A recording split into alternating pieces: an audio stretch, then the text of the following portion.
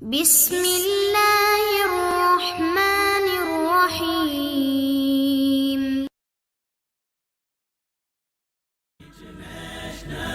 Islamic Research Center۔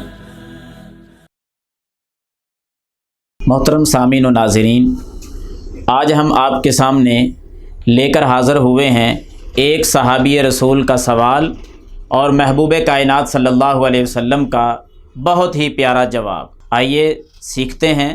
صحابی رسول تشریف لائے۔ حدیث صحیح البخاری میں، صحیح مسلم میں اور سنن نسائی کے اندر بیان کرنے والے صحابی رسول سیدنا ابو ہریرہ رضی اللہ تعالی عنہ فرماتے ہیں کہ ایک شخص آیا، آ کر اس نے کہا، اے اللہ کے رسول صلی اللہ علیہ وسلم، ای الصدقۃ افضل، افضل ترین صدقہ کون سا ہوتا ہے؟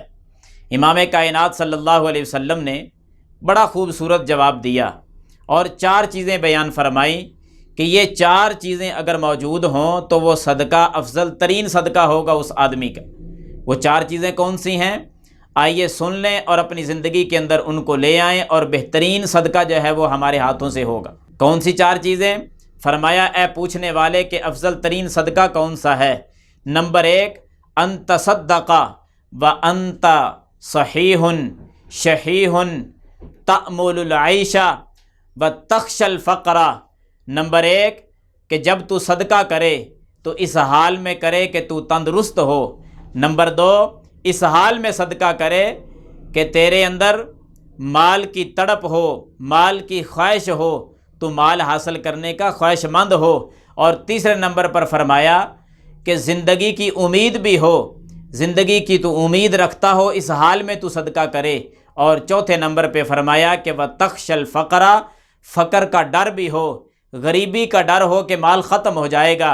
یہ 4 چیزیں جب ہوں، مالداری کی خواہش ہو، فقر کا خوف اور ڈر ہو، بندہ تندرست بھی ہو اور زندگی کی امید بھی رکھتا ہو، اس حال میں کسی کو کوئی غریب کو کچھ دے دینا، صدقہ کر دینا، امام کائنات صلی اللہ علیہ وسلم کی زبان نبوت سے نکلا ہے کہ یہ صدقہ افضل ترین صدقہ ہے، بہترین صدقہ ہے۔ تو اس لیے ہمیں چاہیے، اللہ نے صحت عطا فرمائی ہے، بیماری کے آنے سے پہلے صدقہ کر جائیں۔ مالک کائنات نے زندگی بخشی ہے، زندگی کی امید رکھتے ہیں، اسی حال میں اللہ کے راستے میں صدقہ کر جائیں۔ فقر سے ڈرتے ہیں، اس حال میں صدقہ کر جائیں، کیونکہ موت کے وقت تو سارے ہی صدقہ کرنے کی خواہش کرتے ہیں، زندگی کی جب امید ہو تب صدقہ کرنا چاہیے۔ بیماری جب آ جائے تو سب کا جی چاہتا ہے کہ کچھ صدقہ کر دیں، تندرستی کے عالم میں صدقہ کرنا چاہیے اور افضل ترین صدقہ کر کے مالک کائنات سے افضل ترین اجر بھی لے لینا چاہیے۔